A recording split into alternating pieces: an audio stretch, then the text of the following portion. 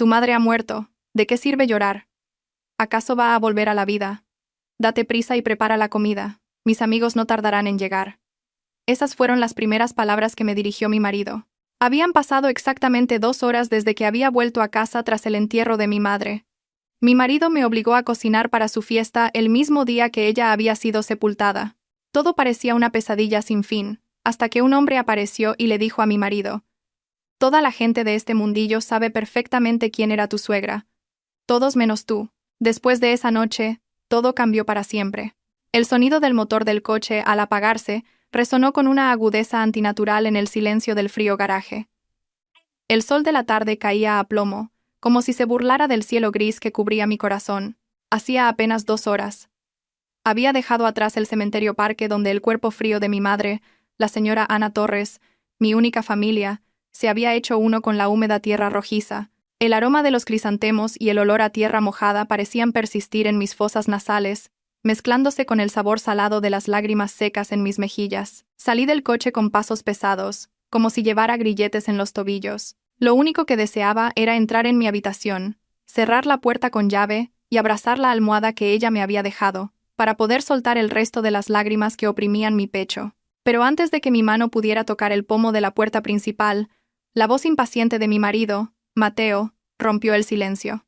Mateo fruncía el ceño, mirando de reojo su caro reloj de pulsera. No parecía un hombre que acabara de perder a su suegra. No había ni rastro de dolor en su rostro. Al contrario, sus ojos brillaban con una extraña mezcla de excitación e inquietud. Se apresuró a abrir el maletero del coche y sacó varias bolsas grandes de la compra que no sabía cuándo había adquirido. Yo me quedé inmóvil en la terraza, mirando sin ver las macetas con las orquídeas favoritas de mi madre, que empezaban a marchitarse por no haber sido regadas desde la mañana. Mateo dejó caer las bolsas bruscamente en el suelo de la terraza, y el estruendo hizo que me doliera aún más la cabeza. Me lanzó una mirada afilada, como si me instara a moverme y a borrar esa expresión de tristeza de mi cara. Intenté ignorar su fría actitud y entrar para descansar. Mi cuerpo estaba agotado. No solo estaba exhausta físicamente por haber velado el cuerpo de mi madre desde la noche anterior, sino que mi alma estaba hecha pedazos. Sin embargo, mis pasos se detuvieron cuando Mateo me agarró del brazo con fuerza. Me obligó a girarme y a mirarlo. Su mirada era fría y exigente. Me dijo que no podía descansar ahora. En 2 horas llegarían a casa invitados importantes de su empresa. Me recordó que hoy era el día de la fiesta para celebrar su tan esperado ascenso, y que ya había invitado a todo su equipo, incluido el director del departamento, a una cena en nuestra casa. Al oír sus palabras, mis ojos se abrieron de par en par. Me quedé sin habla. No podía creer que mi marido pudiera ser tan cruel. ¿Cómo podía pensar en fiestas y celebraciones cuando la tierra que cubría la tumba de mi madre aún estaba fresca? Con una voz ronca y entrecortada, me negué a su petición. Le supliqué que cancelara el evento o, al menos, que lo trasladara a otro lugar. Le dije que esta casa estaba de luto, que no podía soportar el sonido de las risas y la música alta mientras mi corazón lloraba. Apelé a su conciencia, intentando recordarle la bondad de mi madre en vida, cómo siempre lo había apoyado en los momentos difíciles, y cómo siempre nos daba parte de su modesta pensión para ayudarnos. Pero mis palabras solo sirvieron para desatar su ira. Su rostro se enrojeció. La presión de su mano en mi brazo se intensificó hasta el punto de que sentí que mis huesos se quebrarían. Allí, en la terraza de nuestra casa, me gritó con una voz tan alta que los vecinos podrían haberlo oído. Las palabras que salieron de su boca fueron como puñales que hurgaban en mi herida abierta. Gritó que mi madre ya estaba muerta, que de nada servía seguir llorando. Dijo en voz alta una frase que nunca olvidaré en mi vida, que llorar no la traería de vuelta. Me ordenó que me pusiera a servir a sus invitados inmediatamente, que preparara la mejor comida y que no los decepcionara con mi cara de funeral. Mateo me empujó, y yo retrocedí tambaleándome, casi cayendo contra la pared. Me arrojó las bolsas de la compra, que contenían carne cruda, verduras, especias y varias botellas de vino. Parte del contenido se derramó: pollo, verduras, condimentos y varias botellas de bebidas. Me dio un ultimátum. En 2 horas, quería que todo rastro de luto hubiera desaparecido de la casa, que la mesa estuviera llena de manjares y que yo estuviera presentable para recibir a los invitados. Dicho esto, entró en el baño silbando, dejándome derrumbada en el suelo de la terraza, llorando de nuevo sin control. Con manos temblorosas, empecé a recoger los ingredientes uno por uno. Quería huir de esa casa, irme lo más lejos posible. Pero las últimas palabras de mi madre resonaban en mis oídos. Siempre me había dicho que fuera una esposa abnegada, que mantuviera la paz en el hogar. Siempre creyó que Mateo era un buen hombre, que solo estaba pasando por un mal momento. Para honrar su memoria, me obligué a ponerme en pie.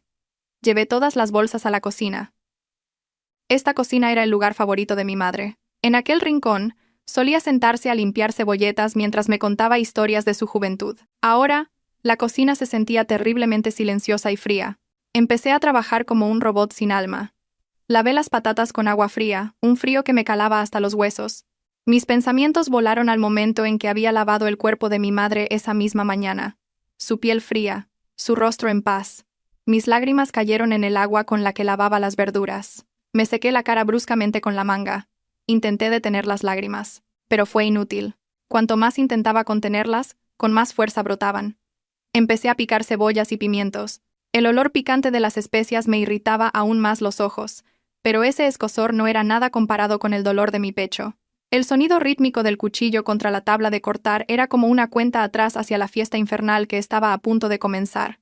Una vez que la cocina estuvo en marcha, me dirigí al salón. Mateo quería que el espacio pareciera amplio y lujoso. Mientras él se pavoneaba frente al espejo del dormitorio, yo tuve que mover los pesados sofás sola. Barrí el suelo, que ya estaba limpio, pero Mateo insistió en que todavía había polvo. Fregué el suelo con un dolor de espalda que me partía en dos. Cada vez que mi mirada se cruzaba con la fotografía de mi madre colgada en la pared del salón, mi corazón se rompía un poco más. Mateo me había ordenado que la quitara, diciendo que arruinaba el ambiente festivo, pero me negué con una mirada desafiante. Fue mi único acto de resistencia. Finalmente, con un largo gruñido, me permitió dejarla en su sitio. El tiempo pasaba, rápido y cruel. El olor de la comida comenzó a llenar la casa.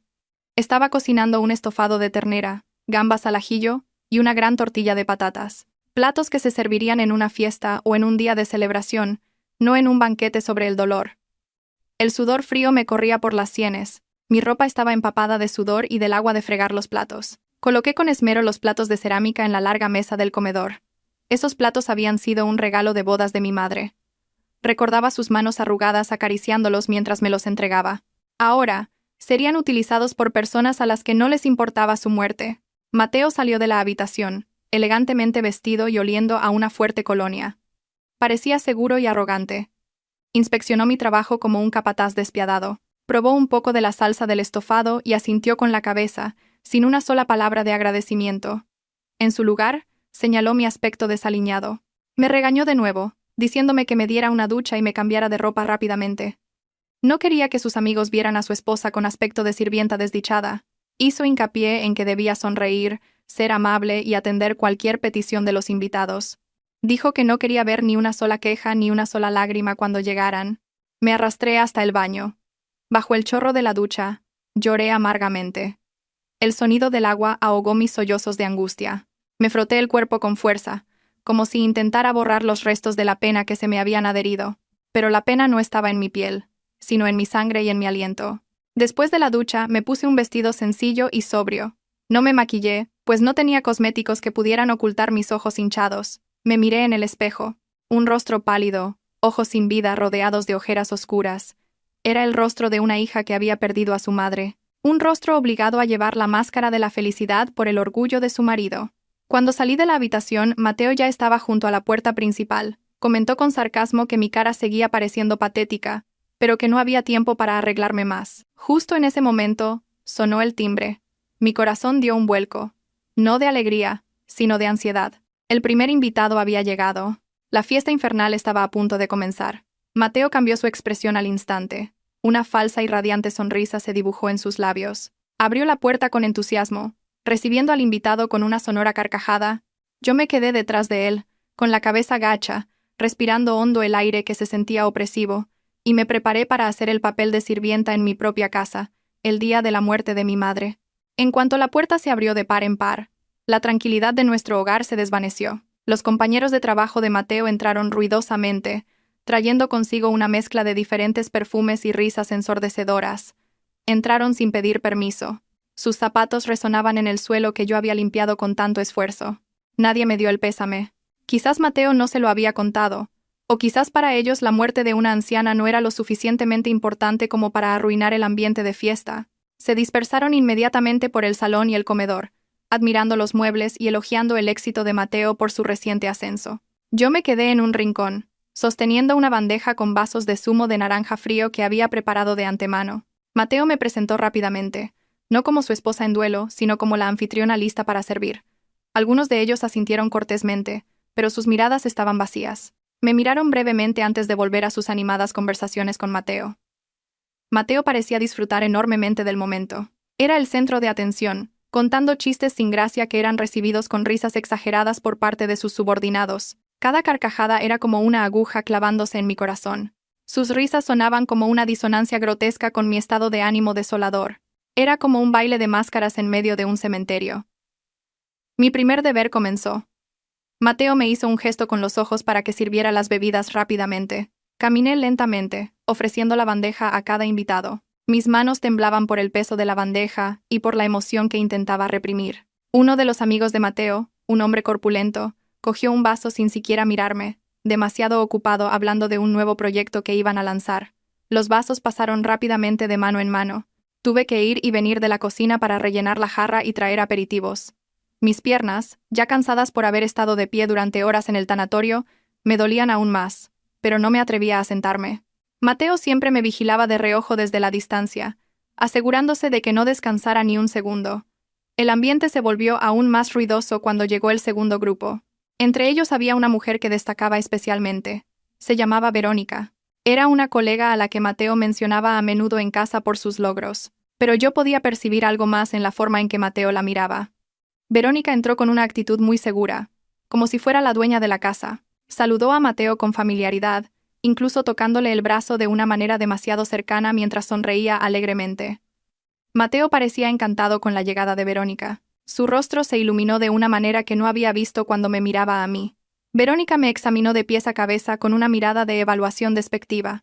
No había una sonrisa amable en sus labios cuando me miró.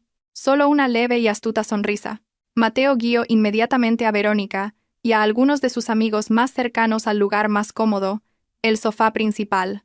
Me llamó en voz alta y me ordenó que le trajera un plato de comida a Verónica. Dijo que Verónica era una invitada especial y que debía ser bien atendida. Tragué saliva, conteniendo la amargura que me subía por el pecho.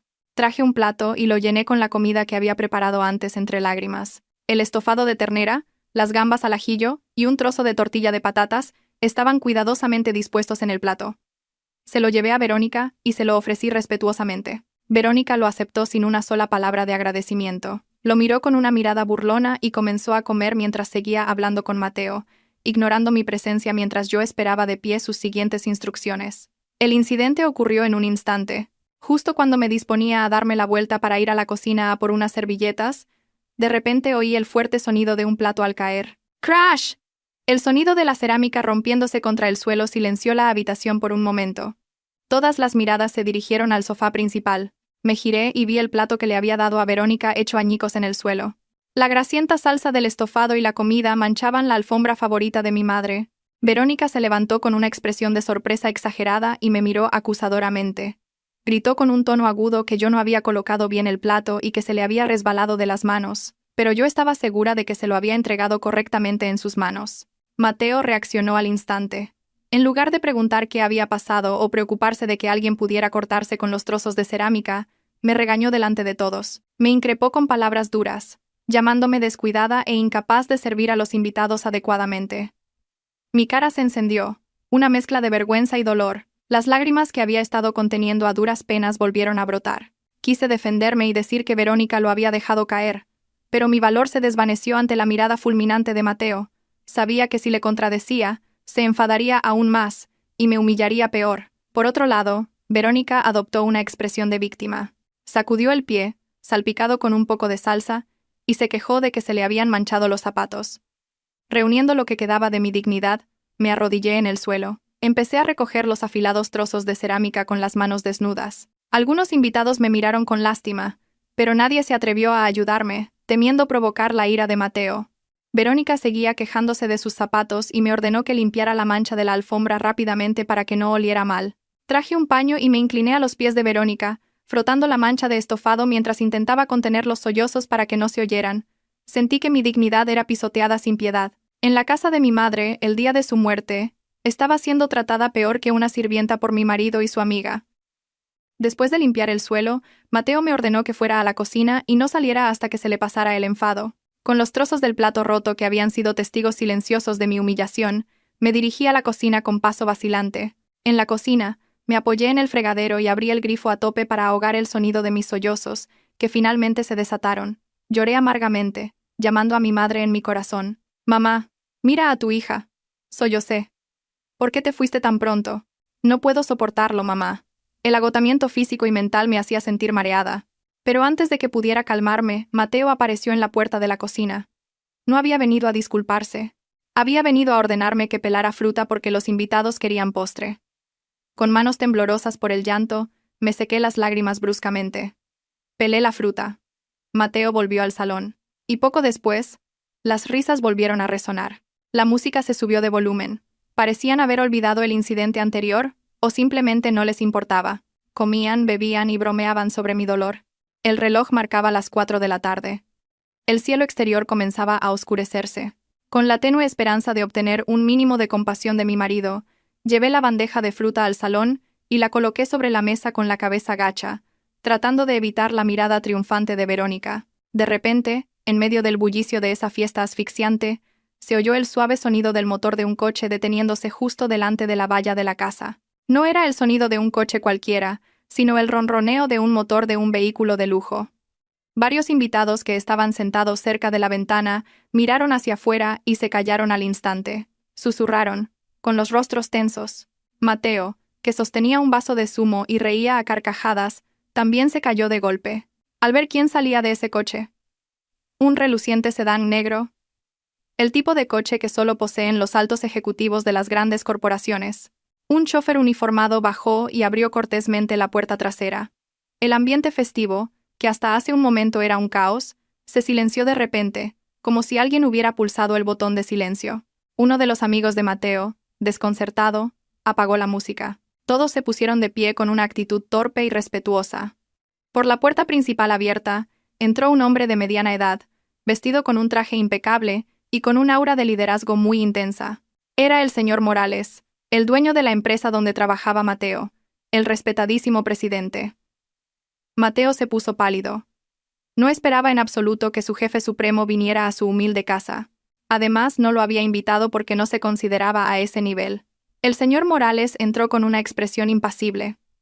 Sus ojos recorrieron toda la habitación, desordenada y llena de los restos de la fiesta. Entonces, su mirada se detuvo precisamente en mis ojos, hinchados y enrojecidos. El silencio que cayó sobre el salón contrastaba dramáticamente con el ruido de la fiesta de hacía solo unos segundos, y se volvió asfixiante. El presidente Morales se detuvo en el umbral, emanando un aura de autoridad que intimidaría a cualquiera. Llevaba un traje gris oscuro de aspecto muy caro, que contrastaba con las camisas informales de los amigos de Mateo. Su cabello, que comenzaba a encanecer, estaba peinado hacia atrás con esmero, y su mirada penetrante recorrió la sala como si estuviera realizando una inspección sorpresa en una sucursal con problemas. No había sonrisa en su rostro, solo una mandíbula firme y una expresión indescifrable.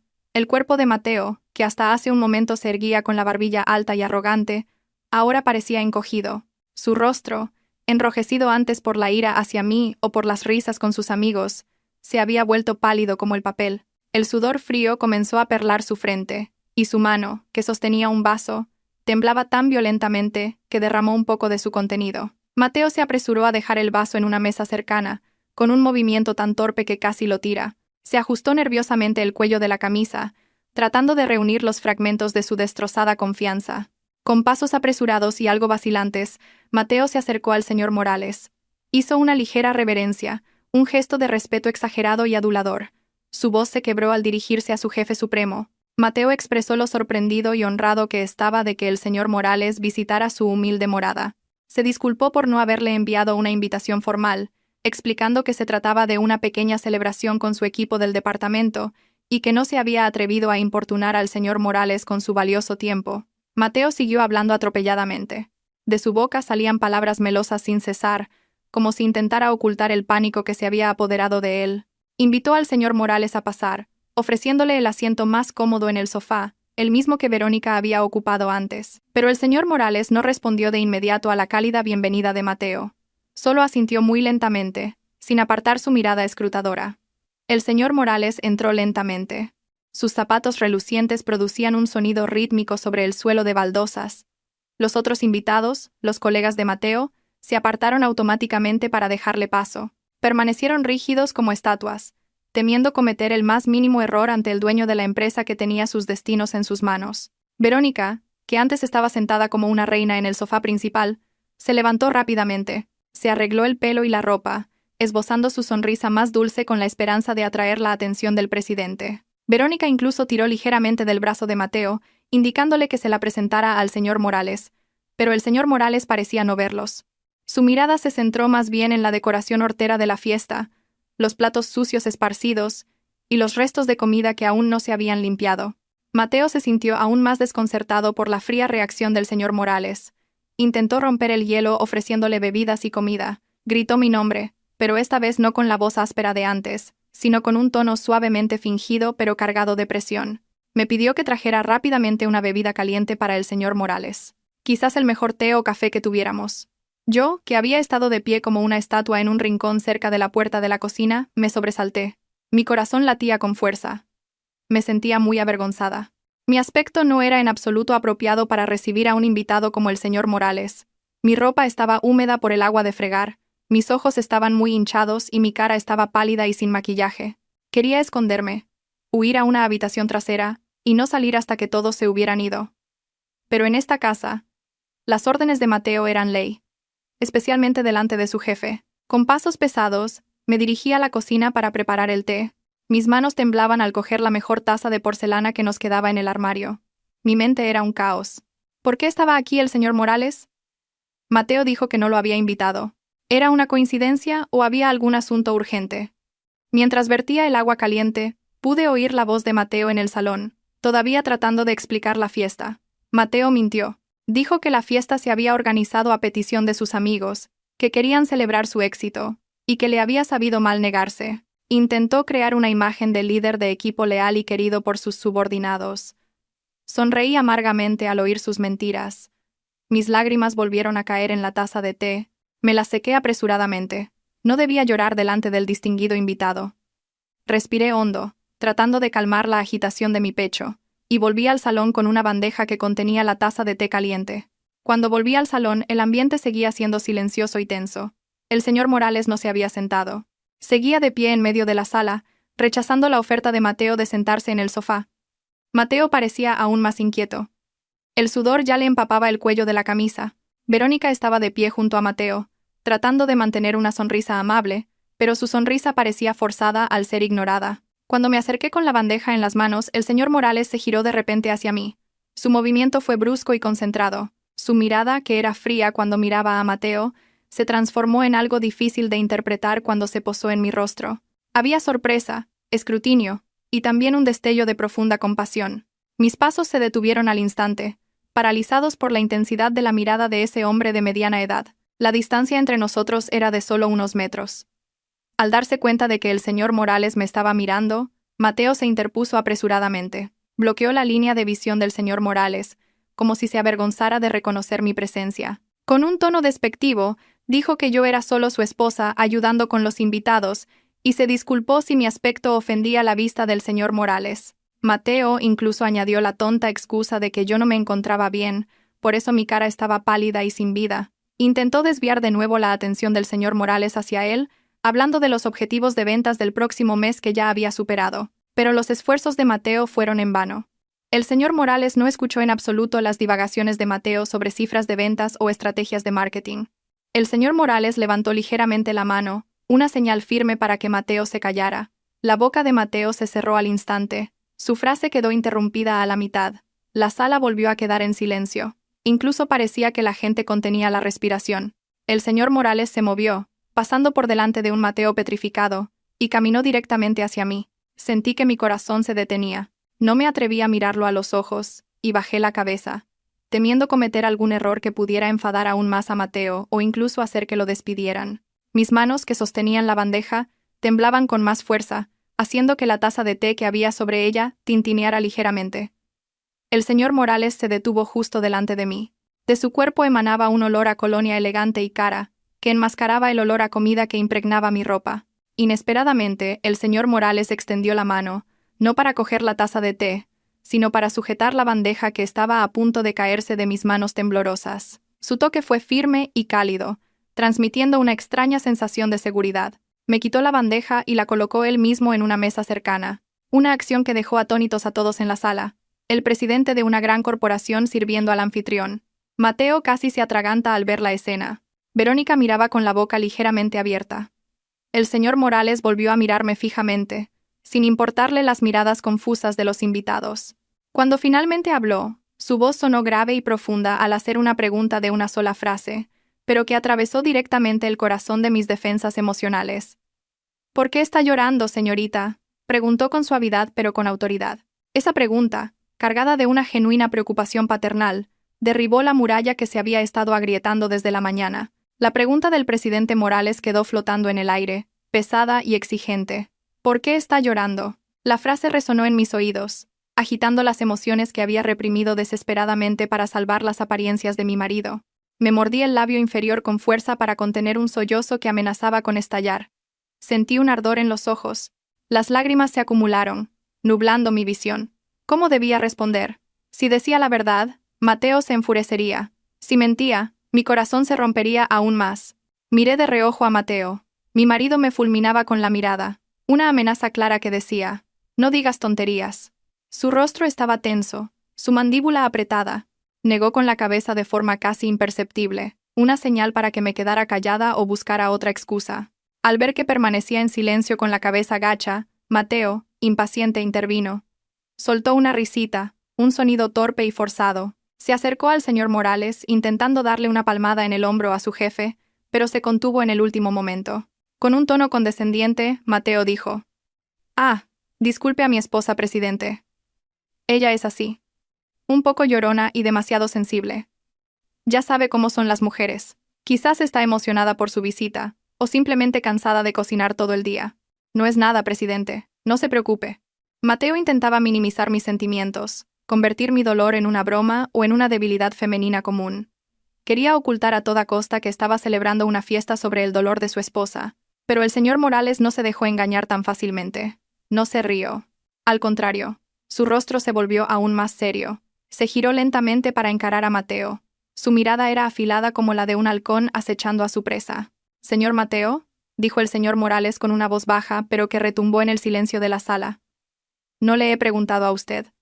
Le estoy preguntando a su esposa». La frase fue corta, concisa y letal. Mateo se calló al instante. Su rostro se enrojeció de vergüenza al ser reprendido delante de sus subordinados. Verónica, que estaba cerca de Mateo, también bajó la cabeza, sin atreverse a levantar la vista, fingiendo ajustar la posición de su reloj.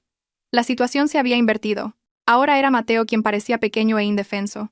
El señor Morales se volvió de nuevo hacia mí. Su expresión se suavizó, creando un espacio seguro para que yo hablara. «Responda, señorita. No tenga miedo. Diga la verdad». Las palabras del señor Morales parecieron darme una nueva fuerza. Una fuerza que no sabía de dónde venía. Quizás del espíritu de mi madre, que no toleraría que su hija fuera tratada injustamente. Levanté lentamente la cabeza. Vi el rostro de Mateo, lleno de miedo e ira. Pero esta vez, el miedo que sentía por él no era mayor que el dolor de mi corazón. Recordé el rostro pacífico de mi madre en su tumba esa misma tarde. Recordé cuánto deseaba ella mi felicidad. Y ahora, en la casa que ella me había dejado, estaba siendo tratada como una esclava. Ya era suficiente. No podía seguir ocultando esta podredumbre. Con una voz temblorosa pero cada vez más firme, empecé a hablar. «Disculpe, presidente, si mi aspecto le ha incomodado», comencé, con la voz ronca. «No lloro por ser llorona, ni por la emoción. Lloro porque tengo el corazón roto, presidente». Hice una pausa para tomar aire. El pecho me oprimía. Todos me miraban. Los invitados, que antes comían alegremente, ahora habían dejado sus platos. El ambiente era tan silencioso que se podía oír el tic-tac del reloj. Hace 2 horas, solo 2 horas, he vuelto del entierro de mi madre. Mi propia madre falleció ayer por la tarde, y apenas esta tarde ha sido sepultada. Esa confesión fue como una bomba de relojería que estalló. Al instante, se oyeron jadeos de sorpresa de varios invitados. Se miraron unos a otros con rostros de horror. Algunos se llevaron las manos a la boca al darse cuenta de la crueldad de la situación que estaban celebrando. Habían comido y reído en una casa de luto, el día del entierro. La culpa comenzó a dibujarse en los rostros de los compañeros de Mateo. Se sintieron engañados, ya que Mateo no les había informado de la muerte de mi madre. Verónica parecía la más inquieta. Retrocedió lentamente, tratando de salir del centro de atención. Su rostro estaba pálido. Al darme cuenta del impacto social del suceso, continué mi historia sin prestar atención a sus reacciones. Mientras aún me quedaba valor, mi marido, Mateo, me obligó a seguir adelante con esta fiesta. Dijo que la muerte de mi madre no era importante, que la vida debía continuar y que su ascenso era más valioso que mi periodo de luto. Me ordenó que me secara las lágrimas, que cocinara toda esta comida y que sirviera a sus amigos con una sonrisa, como si nada hubiera pasado. La tierra de la tumba de mi madre aún está húmeda, presidente. Los crisantemos sobre su tumba ni siquiera han empezado a marchitarse. Pero aquí, en esta casa, la música suena a todo volumen y se me prohíbe estar triste. Mis lágrimas volvieron a brotar. Pero esta vez las dejé correr mientras mantenía la cabeza alta. Había verbalizado la verdad que había sido reprimida por el orgullo de mi marido. Mateo parecía como si le hubiera caído un rayo. Abrió la boca para negarlo, pero no le salió ningún sonido. Se dio cuenta de que estaba acabado. Todas las miradas se dirigían ahora hacia él, cargadas de asco e incredulidad. Los mismos compañeros que antes lo elogiaban, ahora lo miraban como a un monstruo. ¿Cómo podía un hombre ser tan cruel con su esposa? ¿Cómo podía celebrar una fiesta justo después de enterrar a su suegra? La reputación que Mateo había construido durante años se derrumbó en un instante. El señor Morales escuchó toda mi historia sin pestañear. Su rostro cambió lentamente. De una expresión impasible y autoritaria, ahora emanaba una ira extrema. Su mandíbula se tensó tanto que las venas de su cuello se marcaron. Su mano derecha se cerró en un puño apretado a su costado. Su rostro se enrojeció por la furia contenida. Miró a Mateo con una mirada asesina. El aura de liderazgo tranquilo de antes había desaparecido, reemplazada por el aura aterradora de un hombre que presencia una injusticia ante sus propios ojos. El señor Morales se acercó a Mateo. Ahora la distancia entre ellos era mínima. Mateo retrocedió paso a paso hasta que su espalda chocó contra la pared. Estaba acorralado, sin escapatoria. El señor Morales señaló el rostro de Mateo, a escasos centímetros de su nariz. Su voz ya no era baja, sino que retumbó por la sala, haciendo temblar los cristales de las ventanas. Señor Mateo, ¿es cierto lo que dice su esposa? ¿Ha celebrado una fiesta de ascenso sobre la tumba de su suegra, el mismo día que su esposa ha perdido a su madre? El grito fue tan fuerte que Verónica se sobresaltó y dejó caer su bolso. Mateo temblaba violentamente, sus rodillas flaqueaban. Intentó balbucear una excusa incoherente. No, presidente, yo solo. Esto estaba planeado desde hace mucho. No era mi intención. Esas estúpidas excusas sonaron aún más patéticas a oídos de todos. Mateo intentó coger la mano del señor Morales para suplicar comprensión, pero el señor Morales la apartó bruscamente, como si la mano de Mateo fuera algo repugnante. «Cállate», volvió a gritar el señor Morales. «No necesito tus excusas de mierda. Pensaba que eras un empleado íntegro y decente, pero no eres más que un ser humano sin conciencia. Has atormentado a tu esposa en duelo para satisfacer tu orgullo y tu vanidad. La has obligado a preparar una fiesta antes de que sus lágrimas se secaran». El señor Morales miró alrededor de la sala, a los invitados que ahora bajaban la cabeza avergonzados. «Y todos ustedes han comido y bebido a gusto en una casa de luto. ¿Dónde está su conciencia?» Los invitados guardaron silencio.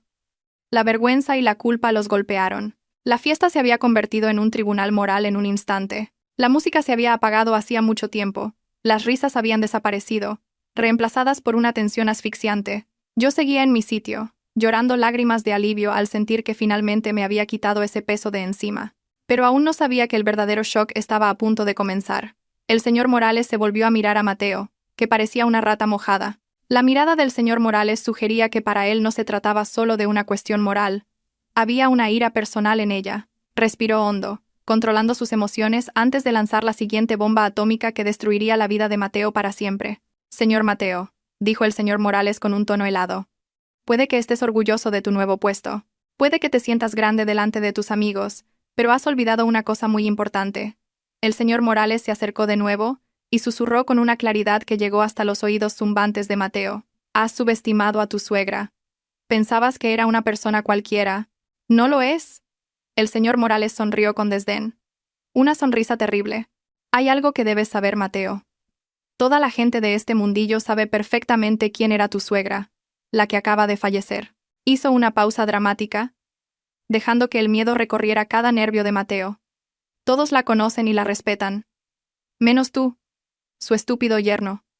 Mateo levantó la cabeza. Sus ojos estaban desorbitados por la confusión y el miedo. No entendía las palabras del señor Morales. Mi suegra era solo una maestra jubilada, pensó. ¿Qué tiene que ver con el mundo de los negocios? Pero al ver la expresión del señor Morales, Mateo se dio cuenta de que había cometido un error mucho más grande que celebrar una fiesta inoportuna. Un error del que se arrepentiría toda su vida.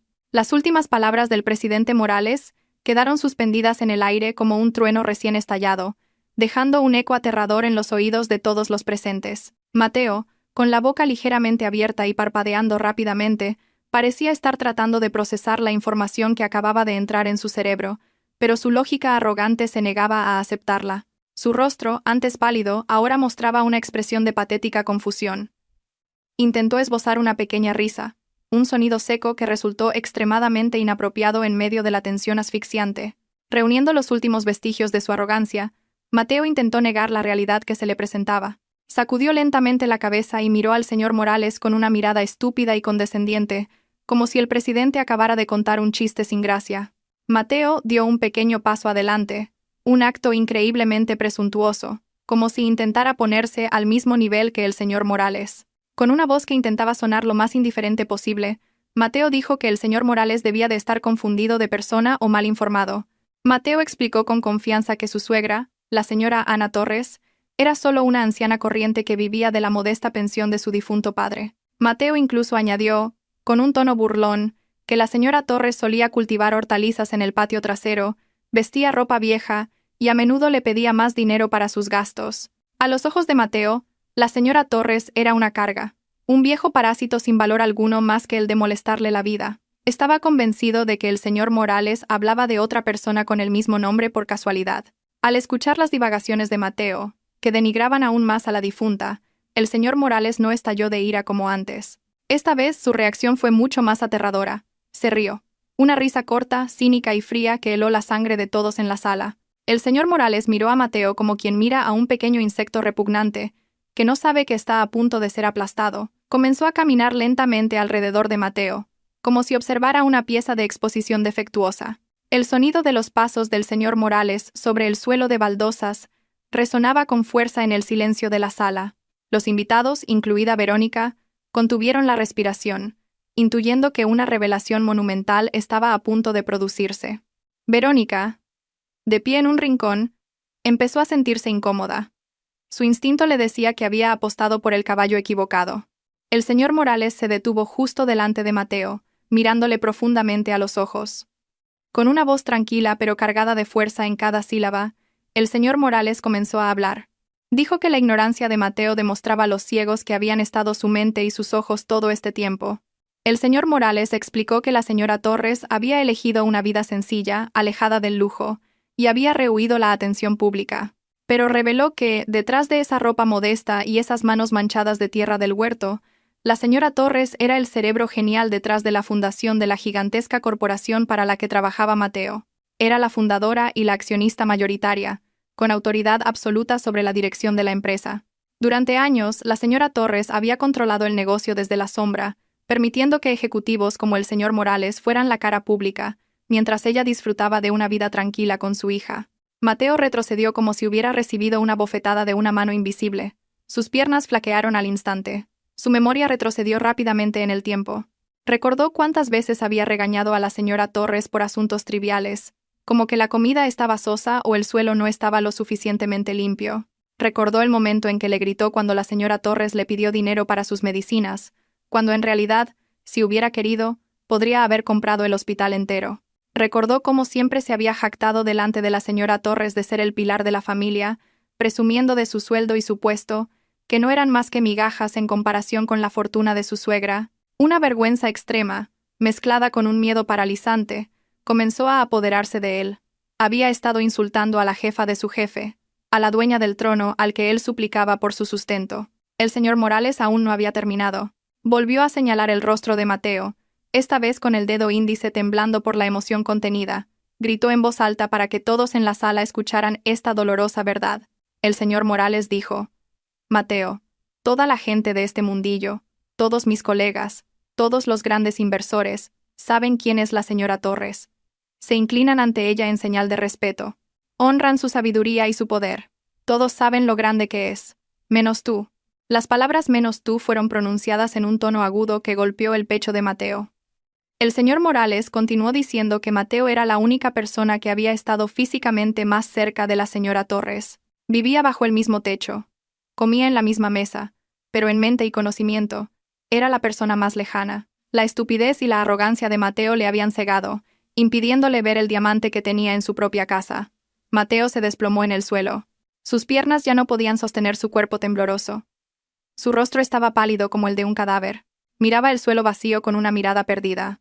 Su orgullo estaba hecho añicos. Su futuro estaba hecho añicos. Sus compañeros de empresa lo miraban con una mezcla de asombro, asco y lástima. Susurraban, dándose cuenta de que habían estado adorando al hombre equivocado.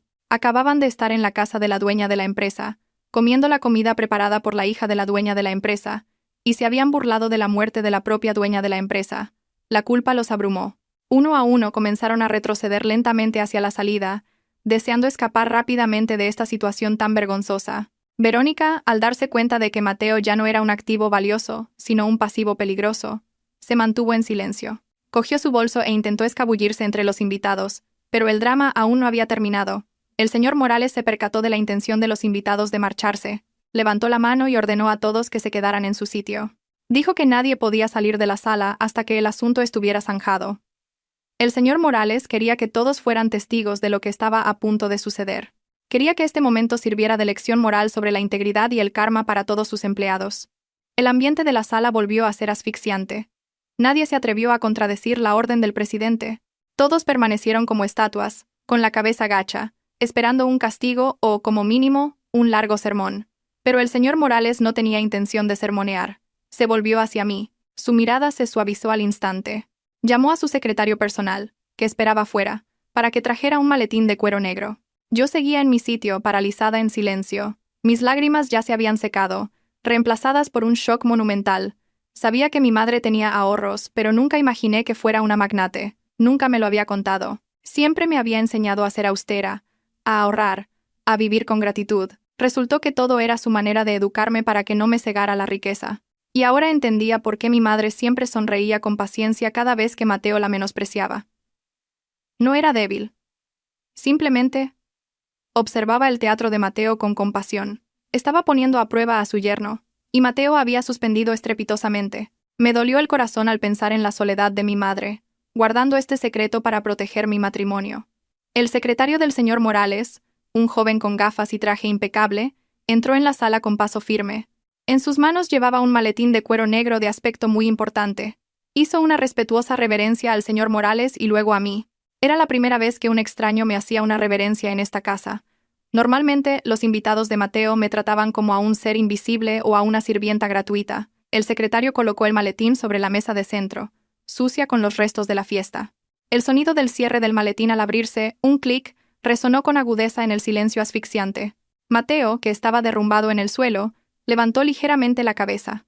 Sus ojos se clavaron en el maletín con una mezcla de miedo y curiosidad codiciosa. Quizás, en algún rincón de su podrido corazón, aún esperaba que le correspondiera una pequeña parte. El señor Morales sacó un gran sobre marrón, sellado con cera roja con el logotipo oficial de un notario. Sostuvo el sobre con cuidado, como si fuera una reliquia muy valiosa. Explicó a todos los presentes que su visita de hoy no era, en realidad, para asistir a la estúpida fiesta de Mateo, sino para ejecutar la última voluntad de la difunta señora Torres. El señor Morales contó que, una semana antes de fallecer, la señora Torres había llamado en secreto al notario y a él al hospital para redactar este testamento. La señora Torres presentía que su tiempo se acababa y quería asegurarse de que el futuro de su única hija estuviera garantizado, y también quería dar su juicio final a su yerno. El señor Morales rompió lentamente el sello del sobre. El sonido del papel al rasgarse fue doloroso. Sacó varias hojas de papel grueso. Mateo contuvo la respiración. Se podía ver cómo se le tensaba el cuello. Verónica, atrapada cerca de la puerta, también aguzó el oído. Su naturaleza materialista la hacía sentir curiosidad por la cantidad de bienes que se mencionarían. El señor Morales comenzó a leer el contenido del testamento en voz alta y clara. El primer punto especificaba la lista de bienes de la señora Torres. Una lista tan larga que dejaría boquiabierto a cualquiera que la escuchara. desde la participación mayoritaria en la empresa matriz donde trabajaba Mateo, hasta varios edificios comerciales en el centro de la ciudad, vastas extensiones de terreno en las afueras y enormes depósitos de dinero en diversos bancos. Incluso se reveló que esta misma casa en la que vivíamos, la propiedad de la tierra y el edificio, estaba enteramente a nombre de la señora Torres, a pesar de que Mateo siempre había afirmado haberla remodelado con su propio esfuerzo. Al escuchar la lista de bienes, la expresión del rostro de Mateo cambiaba a cada segundo, pasando del asombro a la admiración y al arrepentimiento extremo. Se agarró la cabeza con frustración. Ahora se daba cuenta de que había estado durmiendo sobre una montaña de oro, mientras trataba a la dueña de ese oro como a basura. Si tan solo hubiera sido un poco más amable con la señora Torres, si la hubiera cuidado de verdad, quizás ahora estaría disfrutando de todos esos lujos. La codicia era evidente en los ojos de Mateo. Comenzó a imaginar la vida de lujo que se le había escapado de las manos. Me miró con ojos suplicantes, esperando que yo pudiera ablandar el corazón del señor Morales o cambiar el contenido del testamento a su favor. Pero el señor Morales aún no había llegado a la parte más importante. Carraspeó para volver a centrar la atención de todos.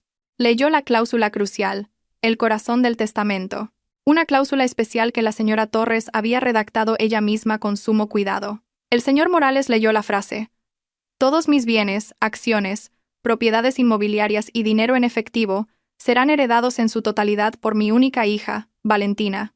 A mi yerno Mateo no le corresponderá ni un solo céntimo. A menos que... El señor Morales hizo una pausa, haciendo que el corazón de Mateo latiera con esperanza. Hay una menos que... Todavía hay esperanza, pensó Mateo. El señor Morales continuó con un tono aún más frío.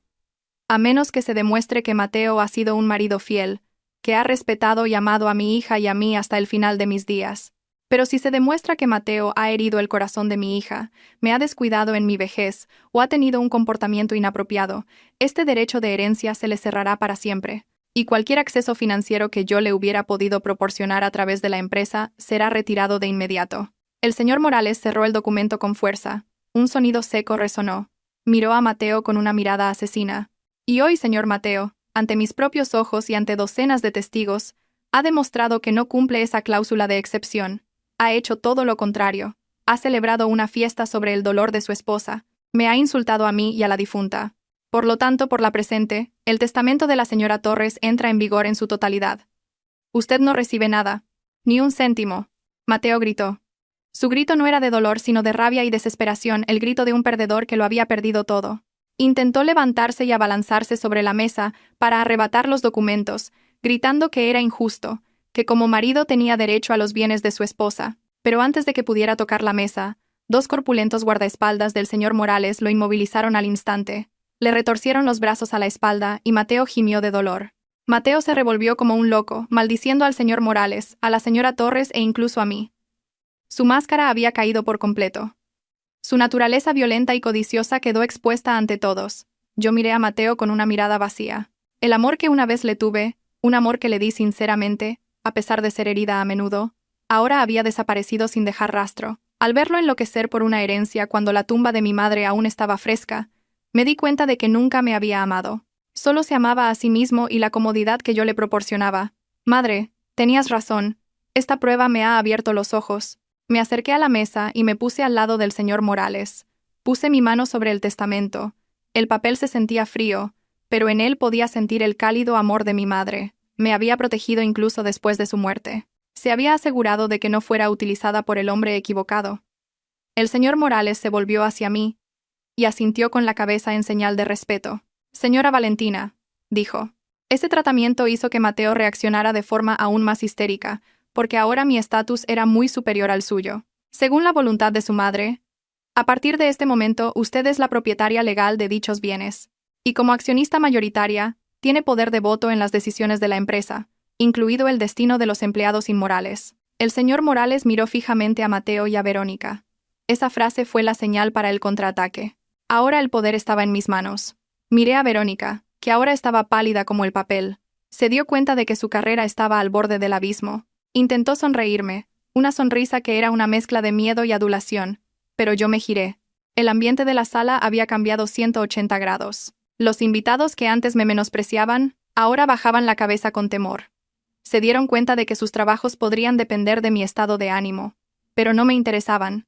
Mi atención se centraba únicamente en los dos traidores que tenía delante, Mateo y Verónica. Respiré hondo, inhalando el aire de la libertad mezclado con el aroma del dolor. Era hora de limpiar la basura de mi vida, igual que antes había limpiado la basura de su fiesta. El señor Morales hizo otra señal a su secretario. El secretario sacó una tablet y la encendió. Además del testamento, dijo el señor Morales, mirando alternativamente a Verónica y a Mateo, nuestro equipo de auditoría interna ha encontrado algunas transacciones sospechosas realizadas por el señor Mateo durante su mandato. Y, curiosamente, ese patrón de gastos coincide con el lujoso estilo de vida de una empleada. El señor Morales miró fijamente a Verónica. Señora Verónica, quizás pueda explicarnos cómo ha conseguido bolsos de diseño y joyas caras con el sueldo de una empleada normal, porque nuestros datos muestran que los fondos de la empresa malversados por el señor Mateo fluyeron hacia los objetos que usted lleva puestos ahora mismo. Los ojos de Mateo se desorbitaron. Había olvidado que había cometido pequeños desfalcos para complacer a Verónica, pensando que nadie revisaría los detalles de los gastos operativos, pero ahora, bajo la auditoría directa del presidente, todas sus fechorías salieron a la luz. El rostro de Verónica se transformó en una máscara de puro terror. Temblaba violentamente. El caro bolso que sostenía cayó al suelo. El secreto de su aventura y su corrupción fue expuesto de una sola vez. Ya no se trataba de una herencia perdida, sino de una posible pena de cárcel. El ambiente del salón, que había estado mortalmente silencioso, se transformó en un acalorado tribunal. El secretario del presidente Morales levantó la tablet, girándola lentamente para que todos pudieran ver las pruebas incriminatorias en la pantalla. Los ojos de Mateo se abrieron de par en par, como si fueran a salírsele de las cuencas. En la pantalla se mostraba claramente una serie de cifras y transacciones que había mantenido ocultas tras montones de informes financieros falsos. Mateo se creía inteligente. Pensaba que podía engañar al sistema de auditoría de la empresa, dividiendo grandes gastos en pequeños recibos, bajo conceptos como gastos de operaciones o atención a clientes. Pero había olvidado que la empresa para la que trabajaba había sido fundada por su difunta suegra, y que sus sistemas de vigilancia eran mucho más sofisticados que su mente retorcida. El presidente Morales señaló la pantalla de la tablet con un dedo acusador. Comenzó a desglosar los pecados de Mateo, uno por uno, delante de su esposa y su amante. La voz del presidente era monótona pero afilada, desgarrando los últimos vestigios del orgullo de Mateo. Leyó una transacción de hace un mes para la compra de un bolso de diseño en una boutique de lujo. La fecha coincidía con el día en que Mateo me dijo que tenía que trabajar toda la noche debido a una auditoría sorpresa. Resultó que su auditoría consistía en ir de compras de lujo con Verónica, usando la tarjeta de crédito de la empresa. Sentí una opresión en el pecho, no por celos, sino por un profundo asco. Mientras yo ahorraba en casa para pagar la factura de la luz, mi marido malgastaba el dinero de la empresa en otra mujer. Verónica, cuyo nombre fue mencionado en el informe de auditoría, temblaba violentamente. Su bonito rostro cargado de maquillaje estaba ahora manchado de sudor frío. Negó con la cabeza, entrando en pánico, e intentó zafarse de la forma más cobarde posible. Verónica gritó con voz aguda, afirmando que no tenía ni idea del origen del dinero. Se excusó diciendo que Mateo se lo había dado como regalo y que ella pensaba que era su dinero personal. Verónica empezó a llorar, pero no eran lágrimas de arrepentimiento, sino lágrimas de cocodrilo para salvarse a sí misma. Señaló a Mateo con un dedo adornado con uñas postizas, acusándolo de haberla engañado. Dijo que él la había seducido y la había presionado para que aceptara esos regalos. Al escuchar la traición de Verónica, Mateo enfureció. Su rostro se puso rojo como un tomate, y las venas de su cuello se marcaron. No podía aceptar ser el único culpable.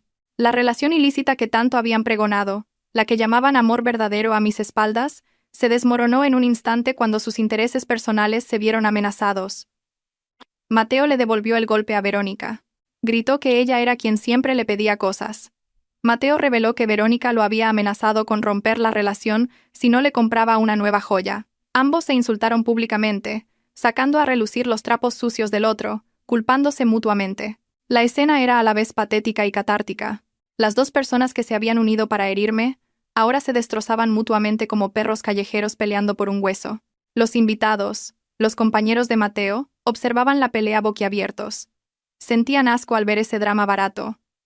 Ahora se daban cuenta de lo podrida que estaba la moral de su jefe y su colega. Empezaron a oírse susurros y risas burlonas. La reputación de Verónica como mujer de carrera elegante se derrumbó en un instante, siendo etiquetada como una mujerzuela materialista. La reputación de Mateo como marido fiel y líder sabio también se desvaneció, convirtiéndose en un corrupto estúpido e infiel. En medio del caos, el presidente Morales hizo una señal a su secretario para que reprodujera un vídeo. Era una grabación de la cámara de seguridad de un restaurante de lujo.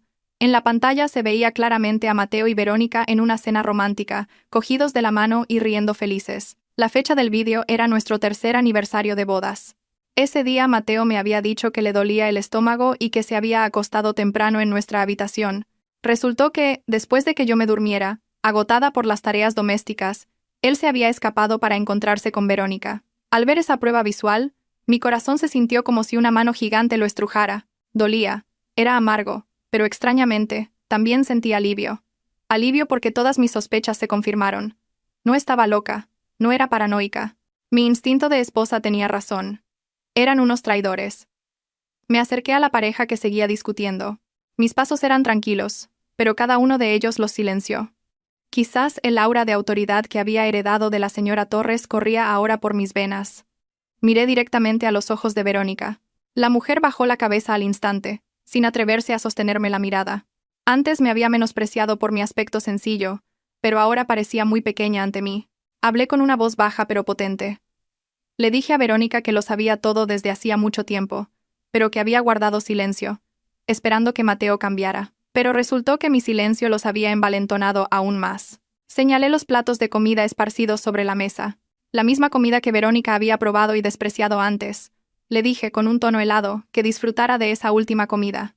Le dije que era la última comida que comería cómodamente en esta casa, y quizás la última comida decente antes de enfrentarse a la justicia. Mis palabras aterrorizaron aún más a Verónica. Intentó cogerme la mano, suplicando perdón, llamándome querida Valentina en un intento de familiaridad, pero aparté su mano con asco. No necesitaba las disculpas de la mujer que había destrozado mi hogar y había insultado a mi madre el día de su funeral. El presidente Morales me miró con orgullo. Vio en mí el reflejo de la señora Torres. Volvió a tomar el control de la situación. Con voz firme, el presidente Morales declaró que estas pruebas eran más que suficientes para llevarlos ante la justicia. La malversación de fondos de la empresa no era un asunto menor, era un delito penal. El presidente Morales ordenó a sus guardaespaldas que confiscaran el bolso y las joyas que Verónica llevaba en ese momento como prueba. Esos objetos habían sido comprados con dinero de la empresa y técnicamente eran propiedad de la empresa. Verónica gritó histéricamente. Cuando el guardaespaldas le pidió que se quitara el reloj y el bolso de diseño, fue completamente humillada y despojada de sus lujos delante de todas las personas que antes la habían admirado. Su máscara se rompió por completo, revelando su verdadera naturaleza codiciosa y cobarde. Mateo observó cómo Verónica era tratada como una delincuente, y supo que él era el siguiente. La realidad lo golpeó con una fuerza brutal. El puesto de director que acababa de celebrar se había esfumado. La herencia con la que soñaba se había desvanecido. La amante de la que se jactaba resultó ser una enemiga latente, y la esposa a la que había pisoteado ahora tenía el control total de su destino. Las piernas de Mateo cedieron. Cayó de rodillas justo delante de mí. El hombre que me había gritado e insultado hacía 2 horas. El hombre que me había ordenado servir a sus invitados como una sirvienta, ahora se arrodillaba a mis pies como un mendigo miserable. Las lágrimas brotaron del rostro de Mateo. Los mocos le corrían, mezclándose con las lágrimas, haciendo que su cara pareciera extremadamente repugnante. Comenzó a sollozar y a suplicar perdón. Se agarró al bajo de mi vestido, intentando besarme los pies. Dijo que había perdido la cabeza, que el estrés del trabajo era tan grande que había buscado una vía de escape. Dijo que podía jurar por Dios que todavía me amaba.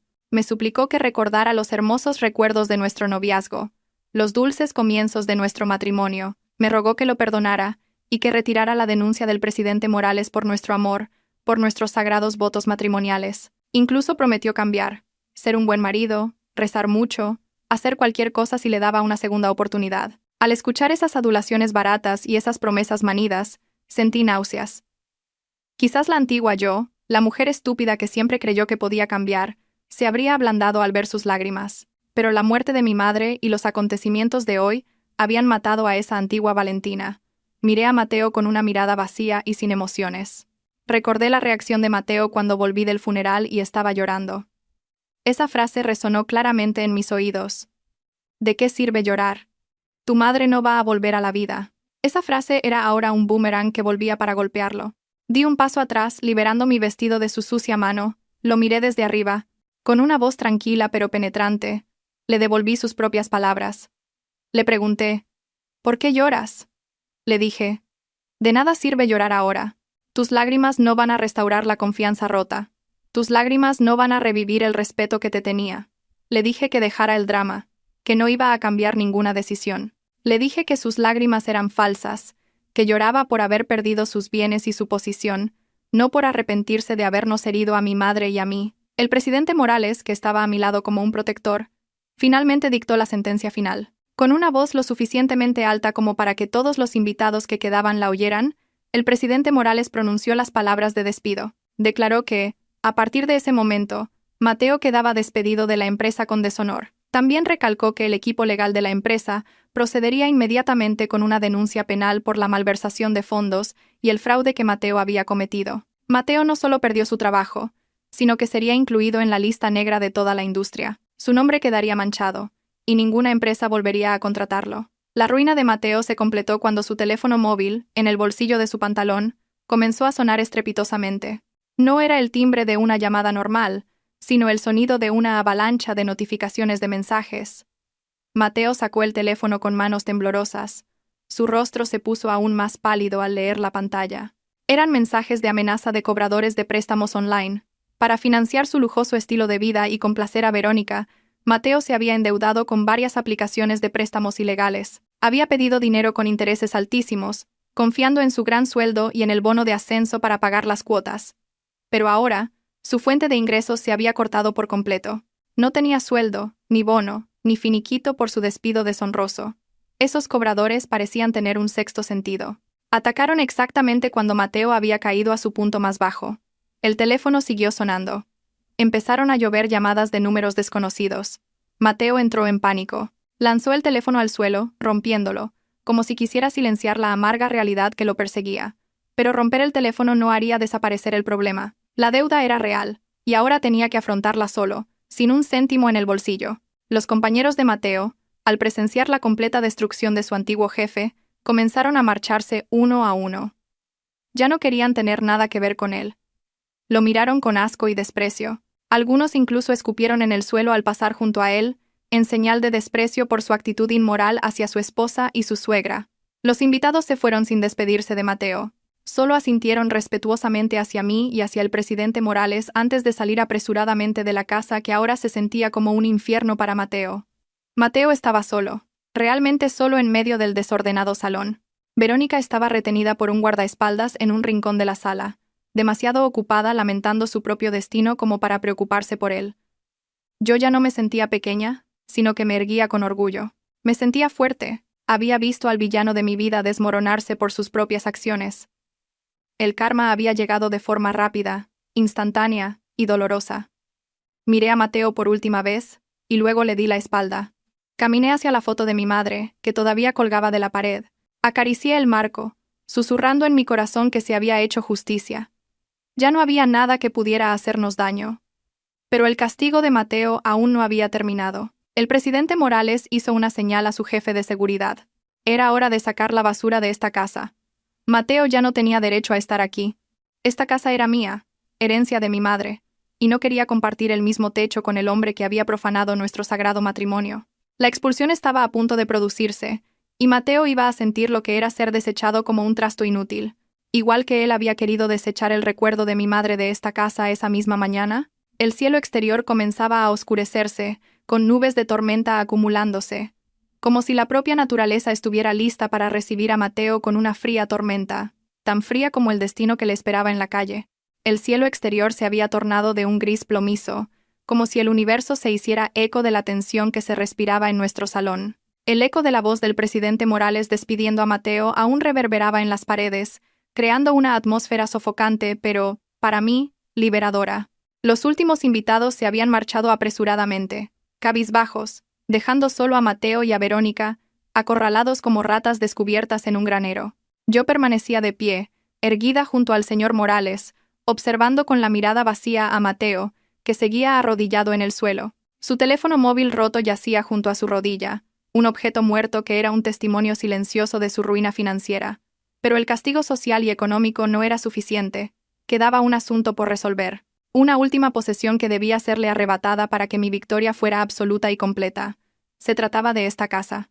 La casa que Mateo había pregonado como su palacio. El lugar donde había actuado como un rey con poder absoluto sobre mi madre y sobre mí. Con los últimos jirones de valor que pudo reunir de entre los escombros de su orgullo destrozado, Mateo intentó ponerse en pie. Sus piernas temblaban, pero se obligó a mirarme. Sus ojos estaban rojos, hinchados y revelaban un pánico absoluto. Sabía que había perdido su trabajo, sabía que había perdido su reputación, pero todavía creía que tenía un lugar donde quedarse. Con una voz ronca que intentaba sonar firme, Mateo señaló la salida y me gritó. Me estaba echando. Dijo que si realmente quería romper con él y ponerme del lado del señor Morales, tenía que irme de su casa. Mateo proclamó a gritos que esta casa era el fruto de su sudor, su hogar, por el que pagaba la hipoteca cada mes, y que yo no tenía derecho a quedarme si no le obedecía. Gritó que podía quedarme con toda la herencia de mi madre, pero que esta casa era suya. Lo miré con profunda lástima. Qué patético era el hombre que tenía delante. Había vivido tanto tiempo en la fantasía que él mismo había creado que había olvidado qué era real y qué era mentira. No respondí a sus gritos. Simplemente me giré lentamente hacia el señor Morales, indicándole que era hora de jugar la última carta. El señor Morales asintió comprensivo. Volvió a sacar del maletín de su secretario una carpeta, esta vez de color azul oscuro, diferente a la del testamento. El señor Morales arrojó la carpeta sobre la mesa, frente a Mateo. La carpeta se deslizó suavemente y se detuvo justo delante de un jadeante Mateo. El señor Morales le ordenó a Mateo que abriera la carpeta y la leyera detenidamente antes de atreverse a echar a la legítima dueña. Las manos de Mateo temblaban violentamente al coger la carpeta. La abrió bruscamente, casi rompiendo los papeles de su interior. Sus ojos recorrieron las líneas escritas. Era la escritura de propiedad del terreno y del edificio de esta casa. Y en ella figuraba claramente el nombre de la propietaria legal, Ana Torres, el nombre de mi madre, no el de Mateo. Los ojos de Mateo se desorbitaron y su boca se abrió con incredulidad. Pasó las páginas de la escritura, buscando su nombre, alguna prueba de su propiedad, pero fue en vano. Su nombre no aparecía en ninguna parte. Me adelanté y me acerqué a Mateo. Mi voz era tranquila, pero cortante en su conciencia. Le expliqué la verdad que mi madre había ocultado todo este tiempo para proteger el orgullo de su yerno. Le dije que el dinero de la hipoteca que me daba cada mes era irrisorio para pagar una casa tan grande en este barrio de lujo. El dinero que me daba apenas cubría nuestros gastos diarios de comida, si mi madre no lo hubiera complementado en secreto. Esta casa la había comprado mi madre hacía 10 años, mucho antes de que yo me casara con Mateo, pagada íntegramente en efectivo. Mi madre había dejado que Mateo sintiera que era el dueño de la casa. Había dejado que se jactara de las reformas. Aunque incluso el coste del cambio de papel pintado se lo había devuelto mi madre a través del dinero para los gastos, solo para que Mateo se sintiera como un cabeza de familia respetado. Pero hoy, como Mateo había pisoteado el honor de mi madre, la verdad debía salir a la luz. Mateo negó con la cabeza violentamente, negándose a creerlo. Gritó histéricamente que era imposible, que había invertido mucho dinero en esta casa, pero sus gritos fueron inútiles. La prueba legal estaba delante de sus ojos. No era más que un aprovechado que no conocía su lugar. Había vivido en la casa de la suegra a la que insultaba. Había comido con el dinero de la suegra a la que menospreciaba, y ahora intentaba echar a la propia hija de la dueña de la casa. El señor Morales miró a Mateo con un asco manifiesto. Dijo con voz retumbante que Mateo no tenía ni un centímetro de derecho sobre esta tierra. Y como la señora Torres me había legado todos sus bienes, la única propietaria de esta casa era ahora yo. Con el poder absoluto en mis manos, señalé la puerta principal, que estaba abierta de par en par. El viento de la noche comenzaba a traer una ráfaga de aire frío, como una señal para sacar la basura rápidamente. Dije la palabra que tanto tiempo había querido decir, fuera. La palabra salió de mi boca con ligereza, pero con un peso devastador para Mateo. No grité, sino que hablé con la firmeza de una reina que da una orden en su propio dominio. Les dije a Mateo y a Verónica que se fueran de mi casa inmediatamente. No quería volver a ver sus caras. No quería que el aire de la casa que mi madre me había dejado se contaminara más con su aliento. Mateo intentó resistirse. Se levantó e intentó cogerme la mano, quizás para suplicar o para amenazar, no lo sé. Pero antes de que sus sucios dedos tocaran mi piel, los dos guardaespaldas del señor Morales se movieron con rapidez. Le agarraron ambos brazos, se los retorcieron a la espalda y lo inmovilizaron con fuerza. Mateo se revolvió como un loco, gritando e insultándome, llamándome esposa ingrata, pero sus gritos solo sonaban como los ladridos de un perro atrapado. Los guardaespaldas arrastraron a Mateo a la fuerza hacia la salida. Los zapatos de Mateo chirriaron al rozar con el suelo de baldosas que yo había fregado con lágrimas esa misma tarde. Esta vez, ese suelo fue testigo silencioso de la expulsión del parásito que había estado carcomiendo mi felicidad. Al ver que arrastraban a Mateo a la fuerza, Verónica intentó aprovechar la oportunidad para escabullirse, pero no la dejé escapar tan fácilmente. La llamé en voz alta. Verónica se detuvo. Su cuerpo se tensó. Ordené al guardaespaldas que se asegurara de que Verónica también saliera por la puerta de mi casa y que no se llevara nada más que la ropa que llevaba puesta. El bolso, el teléfono y las joyas compradas con dinero fraudulento ya habían sido confiscados. Verónica me miró con ojos suplicantes, pero yo me giré. Tenía que sentir lo que era no tener nada. Igual que ella había intentado pisotear mi dignidad antes. Mateo y Verónica fueron empujados fuera de la puerta principal, cayendo tambaleándose en el patio delantero. El cielo, que había estado conteniéndose, finalmente se rompió. La lluvia comenzó a caer a cántaros, no una llovizna, sino un diluvio que los empapó en un instante. El agua de la lluvia se mezcló con las lágrimas de Mateo. Se levantó, empapado. Su pelo, antes peinado con esmero, ahora le caía lacio sobre la frente. Corrió de nuevo hacia la terraza, golpeando la puerta de cristal que los guardaespaldas habían cerrado desde dentro. Gritaba mi nombre, pidiendo perdón, diciendo que no tenía a dónde ir. Dijo que su cartera se había quedado dentro y que no tenía ni un euro en el bolsillo porque yo le había dicho al guardaespaldas que no se la diera. Yo estaba de pie detrás del gran ventanal del salón, observando la escena exterior con el corazón vacío. La luz de la terraza iluminaba la patética figura de Mateo. Golpeaba el cristal, su rostro pegado a él, distorsionado por los regueros de lluvia. Parecía un fantasma del pasado que intentaba atormentarme, pero este cristal nos separaba. Detrás de Mateo, Verónica estaba de pie, temblando de frío. El rímel se le había corrido, manchándole las mejillas y haciéndola parecer un payaso llorón. Mateo se giró hacia Verónica, esperando que su amante pudiera ayudarlo. Le pidió que lo llevara en su coche, que lo dejara dormir en su casa. Pero el drama en el patio aún no había terminado. Verónica, al darse cuenta de que Mateo era ahora un mendigo inútil que, además, la había arrastrado a problemas legales, se negó rotundamente. Bajo la lluvia torrencial, se oyeron los gritos de Verónica, que empujó a Mateo y lo hizo caer en un charco de barro. Verónica gritó que toda esta desgracia era culpa de Mateo. Lo llamó hombre de mala suerte, estafador, imbécil. La pareja que se había estado dando de comer pastel en la boca en mi fiesta, ahora se empujaba y se insultaba en el barro de mi patio. Los vecinos, atraídos por el alboroto, comenzaron a salir a las terrazas de sus casas. Observaban el espectáculo gratuito con miradas burlonas. La reputación de Mateo en este barrio se había derrumbado por completo. Ahora todos conocían su verdadera cara. Finalmente, avergonzada de ser vista por los vecinos y por el frío que le calaba los huesos, Verónica se fue corriendo bajo la lluvia, saliendo del patio de mi casa sin volver a mirar a Mateo. Lo dejó solo, tirado en el barro. Mateo intentó seguirla, pero resbaló. Se cayó y se levantó, caminando tambaleándose hacia la puerta que se había abierto automáticamente. El guardaespaldas del señor Morales, después de asegurarse de que Mateo había cruzado el umbral de la puerta, pulsó un botón del mando a distancia. La robusta y alta puerta de hierro se cerró lentamente, separando para siempre mi mundo del de Mateo.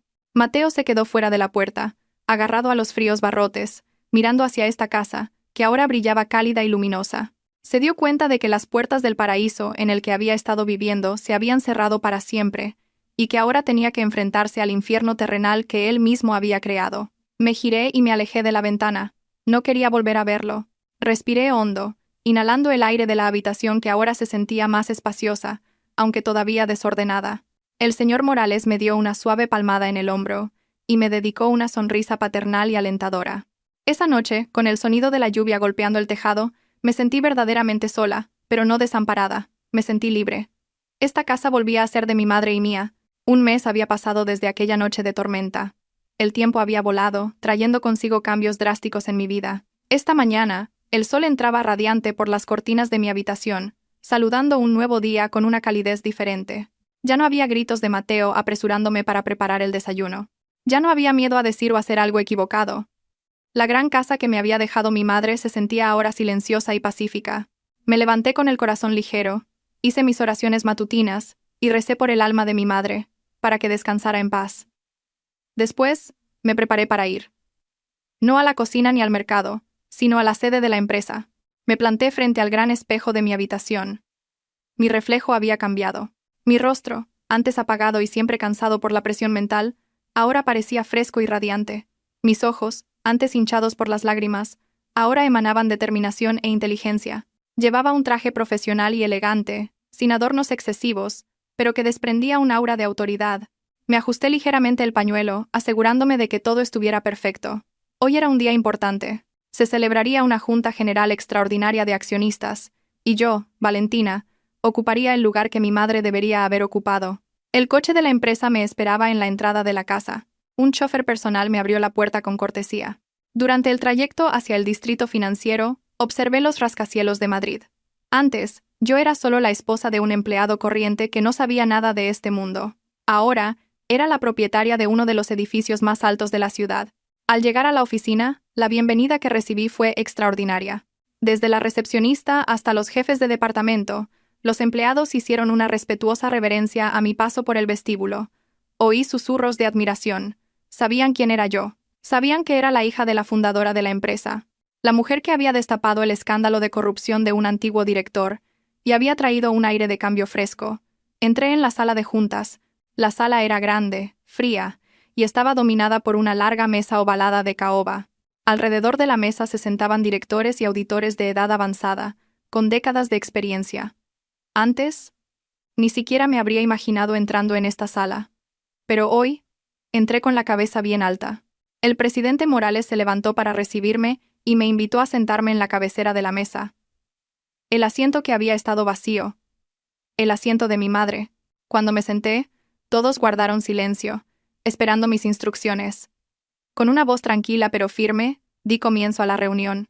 Discutí la nueva visión de la empresa, políticas de bienestar para los empleados más justas y la erradicación de las prácticas corruptas que habían proliferado en la era de la anterior dirección. No hablaba solo como una heredera, sino como alguien que entendía los valores de trabajo duro y honestidad que mi madre me había inculcado. Mientras yo presidía una reunión en un fresco edificio de rascacielos, Mateo vivía un destino muy diferente. En un rincón sórdido y superpoblado de la ciudad, en una habitación de pensión húmeda y estrecha de 3x3 metros, Mateo yacía acurrucado sobre un colchón de espuma fino y con olor a moho. El techo de su habitación tenía goteras, y el agua de la lluvia de la noche anterior goteaba sobre el suelo de baldosas ya agrietado. No había aire acondicionado, solo un pequeño ventilador polvoriento y ruidoso. Mateo se despertó por unos fuertes golpes en la puerta. Su corazón dio un vuelco. No era un visitante, eran los cobradores de deudas. Desde que fue despedido y expulsado, la vida de Mateo se había desmoronado por completo. Su nombre estaba en la lista negra de la industria. Ninguna empresa quería contratarlo después de que se difundiera el escándalo de malversación e inmoralidad. Intentó conseguir trabajo como conductor de BTC, pero su cuenta fue rechazada por tener antecedentes penales en investigación policial. Sus ahorros eran nulos. Sus tarjetas de crédito estaban bloqueadas. Sus amigos lo evitaban como a la peste. Incluso la mujer que antes adoraba, Verónica, era ahora testigo de la fiscalía, testificando en su contra para conseguir una sentencia reducida.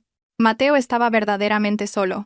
Los golpes en la puerta se hicieron más fuertes, acompañados de gritos groseros exigiendo el pago. Mateo se tapó los oídos con la almohada, temblando de miedo. Su estómago le dolía. No había comido nada desde el almuerzo de ayer.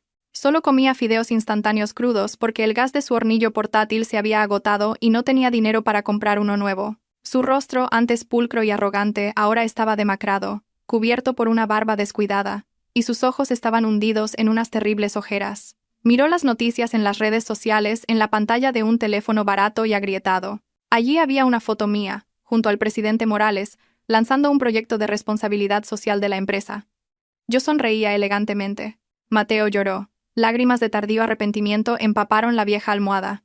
Volvió a recordar la cómoda casa, la deliciosa comida y la esposa que lo había servido con todo su corazón.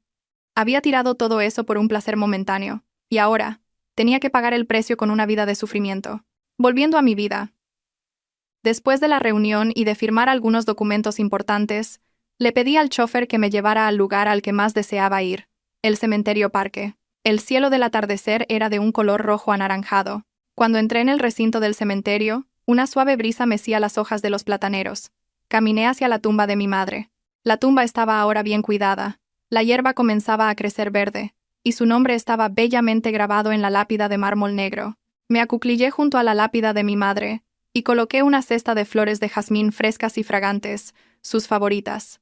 Acaricié suavemente el nombre de mi madre grabado en la lápida.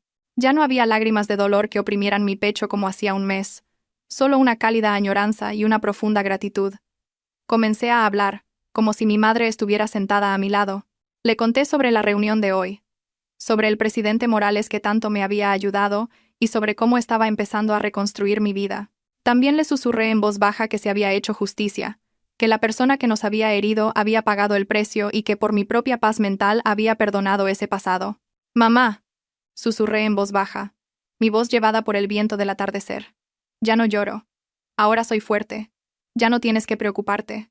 El legado de valentía que me diste es mucho más valioso que toda esta riqueza». Cerré los ojos por un momento y sentí la presencia de mi madre en la brisa que me acariciaba el rostro. Fue como su último y cálido abrazo. Sentí como si una pesada carga se hubiera levantado por completo de mis hombros. Abrí los ojos y sonreí dulcemente a la lápida. Me levanté y me sacudí ligeramente el polvo de la ropa. El sol comenzaba a ponerse por el horizonte occidental. Pero para mí, no era el final del día. Era el nuevo amanecer de mi vida. Me di la vuelta y me alejé del cementerio con pasos firmes y seguros. En la puerta del cementerio mi coche me esperaba. Entré, lista para afrontar un futuro brillante. Un futuro en el que yo no era un extra en el drama de otra persona, sino la protagonista de mi propia historia. La historia de las lágrimas sobre una fiesta había terminado, cerrada con la tinta dorada de la victoria y la justicia.